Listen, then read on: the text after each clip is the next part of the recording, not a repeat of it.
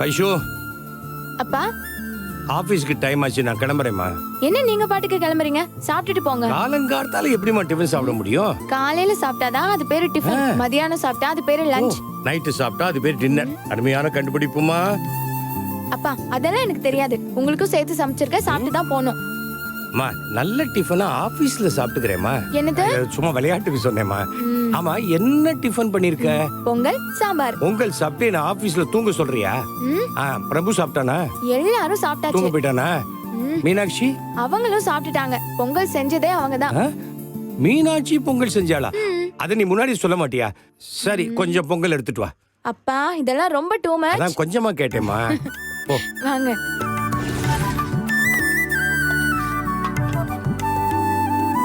கொஞ்சம் கொஞ்சம் போதும்.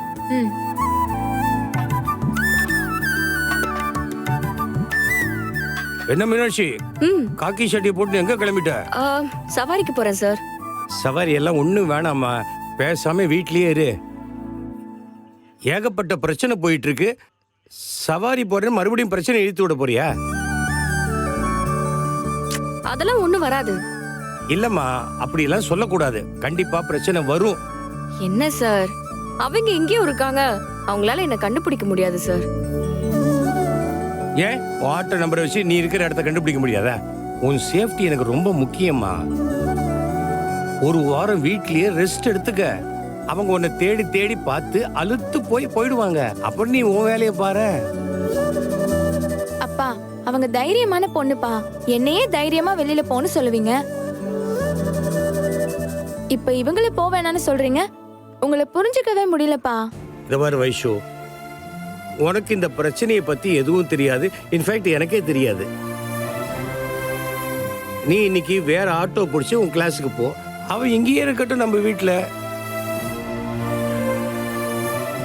மீனாட்சி, நான் சொல்றதை நீ கேப்பியா மாட்டியா?